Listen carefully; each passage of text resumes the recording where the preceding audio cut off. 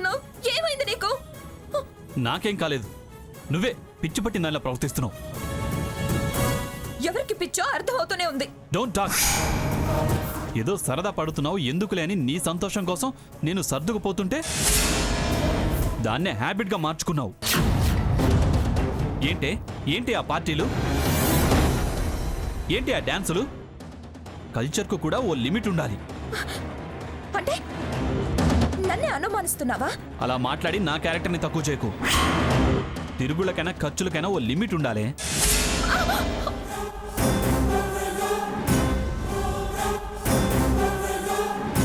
చూడు, ఇక నుంచి ఇంటి పట్టునుండు. అమ్మకు సాయంగా, పిల్లాడికి తల్లిగా, ఈ ఇంటి కోడలిగా బాధ్యతగా నడుచుకో. లేకపోతే నువ్వే నష్టపోతావు. నన్నిలా నిర్బంధించాలని చూస్తే నేను కాదు, నువ్వే నష్టపోతావు. ఏంటే బెదిరిస్తున్నావా? మళ్ళీ 498 అంటావా? నువ్వు ఆ రూట్కొస్తే నేను మరో రూట్లోకి రావాల్సి వస్తుంది. నన్ను రెచ్చగొడితే తిరిగి రామచంద్రయ్య గారి డాటర్గా బతకాల్సి వస్తుంది. కానీ వైఫ్ ఆఫ్ సాకేత్గా బతికే ఛాన్స్ ఉండదు. వాళ్లను చూసన్నా నేర్చుకో.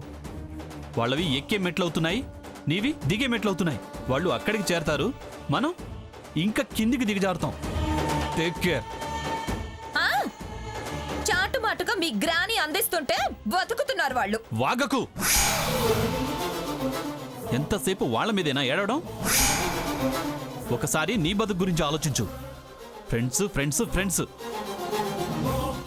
వాళ్ళు ఆపదలు ఆదుకునేవాళ్ళు కారు, నీడికి పనికిరారు, వాడుకుని వదిలేసే రకాలు. మారిపోయావు బావా, చాలా మారిపోయావు. నువ్వు మారితే బాగుపడతావు, మారకపోతే ఇద్దరం నాశనం అవుతాం. వాదించుకు, మారి చూపించు. నీకు వాళ్ళ మీద ప్రేమ ఎక్కువైనట్టుంది. అవును, అయ్యింది. అయితే ఏంటి?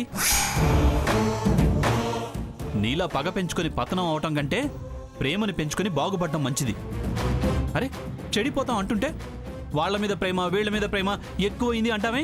బాగా నూరిపోసినట్టుంది మీ గ్రాని. ఇవే ఈ ఆలోచనలే నిన్ను బ్యాడ్ చేస్తున్నాయి. తనే పెంచింది, తనే నూరిపోస్తుంది. తన మూలంగానే నేను ఎదిగాను. వింటాను, వింటే తప్పేంటి?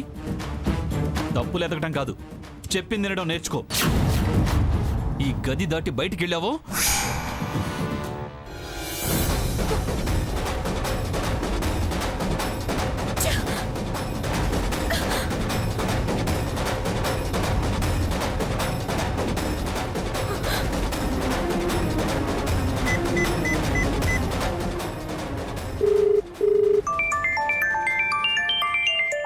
స్వర్ణ ఫోన్ చేస్తుందంటీ. ఏంటో కనుక్కో. ఇక్కడి నుంచి లాక్కెళ్ళాడుగా, ఏం జరిగిందో తెలుసుకో. స్వర్ణ, సాకేత్ ఏంటి నేనలా లాక్కెళ్ళాడు? పిచ్చి ముదిరిందే.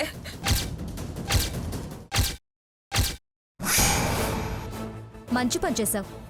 నువ్వు పార్టీకి వచ్చిన విషయం కూడా ఆ సీతే మీ ఇంట్లో చెప్పుంటుంది. నా విషయం దానికేం తెలుసు? భాగీరథి గారు పార్లర్కి వెళ్లారట. వాళ్ళొస్తే గాని ఈయన కళ్ళు తెరవడే. లేక నువ్వు శ్యామ్తో డాన్స్ చేయడం నచ్చలేదేమోని. వాళ్ళెక్కిచ్చుంటారు, ఆ కోపం మీద నీ దగ్గరికి వచ్చుంటాడు. అంతా ఆ సీత పనేనే. దాన్ని ఎలాగైనా మనం దెబ్బ కొట్టాలి. చేద్దామే. వాళ్ల మీద నేను ఎలాగైనా ఒక కన్నేసి ఉంచుతాను. నువ్వు సాకేత్ని కంట్రోల్ చేసే పనిలో ఉండు చాలు. సరేనే. ఓకే. ఏంటట?